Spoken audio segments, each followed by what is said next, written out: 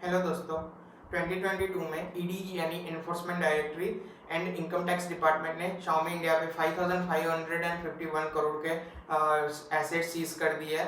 साथ में वीवो पे 25 लाख की टैक्स पेनल्टी लगाई है एंड ओप्पो पे 4,394 करोड़ का टैक्स की डिमांड की है। अभी आप लोग सोचोगे कि इन कंपनीज पे इतना टैक्स एंड पेनल्टी क्यों लगाई जा रही है, क्योंकि एज पर ईडी इन कंपनीज ने सेल कंपनीज के थ्रू अपनी टैक्स चोरी की है या फिर अपने टैक्स को बचाया है। अभी आप लोगों को एक डाउट आएगा, सेल कंपनीज क्या होती है एंड उसके थ्रू टैक्स कैसे बचता है। इस वीडियो में हम यही जानेंगे that what is the shell company and उनके थ्रू हमारा टैक्स कैसे बचता है। फॉर एन एग्जाम्पल, मान लो कि कोई कंपनी है, एग्जाम्पल के लिए हम Xiaomi इंडिया ले रहे हैं, नंबर्स रियल नहीं है, this is just for an example. मान लो Xiaomi इंडिया का फाइनेंशियल ईयर 2021 टू 2022 का जो प्रॉफिट होता है वो 10,000 करोड़ होता है। अभी Xiaomi इंडिया की जो नेट टैक्सेबल इनकम है वो 10,000 करोड़ हो गए, बट अभी टैक्स बचाने के लिए Xiaomi क्या करता है कि वो अपनी 10,000 करोड़ की इनकम में से 5,000 करोड़ किसी एक्स कंपनी को ट्रांसफर करता है एंड बोलता है कि मैंने उस कंपनी को 5,000 करोड़ पे किया है for importing the design and panel. भी डिजाइन एंड पैनल के बदले में Xiaomi इंडिया ने उस कंपनी को रॉयल्टी पे की है।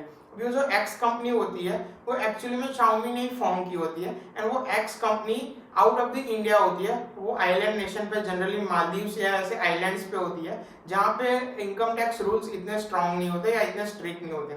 तो एक्चुअली में यहाँ पे हुआ क्या कि Xiaomi की जो नेट टैक्सेबल इनकम थी वो 10,000 करोड़ थी, जिस पे टैक्स लगना चाहिए था। लेकिन Xiaomi ने क्या बोला कि हमारे जो फोन की डिजाइन एंड पैनल है वो हमने किसी थर्ड पार्टी कंपनी से बनवाई है जो कि मालदीव्स में है एंड Xiaomi ने बोला कि हमने 5,000 करोड़ एज ए रॉयल्टी उन्हें पे किया है। अभी उससे टैक्स कैसे बचा, तो Xiaomi की जो नेट टैक्सेबल इनकम हो गई वो 5,000 करोड़ रह गई, क्योंकि 10,000 करोड़ में से 5,000 करोड़ का तो एक्सपेंस हो गया, तो नेट 5,000 करोड़ बची जिस पे टैक्स लगना चाहिए। तो अभी Xiaomi इंडिया ने 5,000 करोड़ पे टैक्स पे कर दिया एंड जो बाकी के 5,000 करोड़ कंपनी एक्स को पे किया गया था वो डायरेक्टली उसकी पेरेंट कंपनी चाइना को भिजवा दिए गए।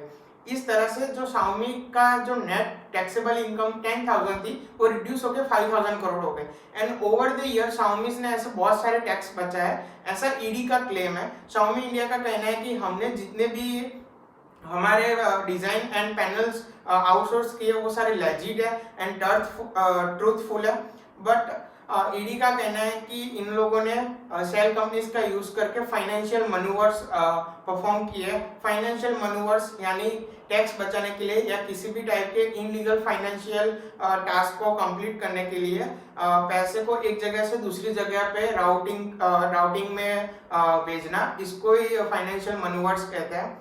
तो बेसिकली Xiaomi हमारे इस एग्जांपल में क्या हुआ, एक कोई कंपनी है जो कि अपने नेट प्रॉफिट का कुछ अमाउंट किसी थर्ड कंपनी को दे देता है। वो थर्ड कंपनी शेल कंपनी होती है जिसका कोई एम्प्लॉय नहीं होता, कोई उसका ऑपरेशन नहीं होता या फिर वो कंपनीज की कोई प्रोडक्ट नहीं होती। वो ऑन पेपर जस्ट एक रजिस्टर्ड कंपनी होती है जिसका कोई काम नहीं होता। उसका काम बस यही होता है किसी कंपनी से पैसे लेके दूसरी कंपनी को भेजना, इसको ही शेल कंपनी बोलते हैं।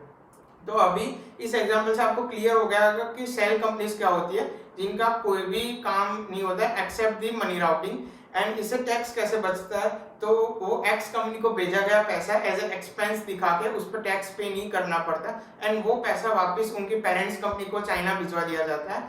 इस तरह से पूरा मनी राउटिंग होता है एंड इस हिसाब से Xiaomi या फिर बाकी सारी कंपनी अपने टैक्स बचा सकती है। And under this investigation ED और इनकम टैक्स ने वीवो, ओप्पो एंड Xiaomi पे पेनल्टी इंपोज की है। आप लोगों को इस वीडियो में दोनों ही फाइनेंशियल टर्म की सेल कंपनीज क्या होती है एंड उसके थ्रू टैक्स चोरी कैसे होती है वो समझ आ गया होगा। ऐसे ही फाइनेंशियल टर्म्स को इजी वे में समझने के लिए सब्सक्राइब कीजिए द इंडिपेंडेंट इन्वेस्टर को।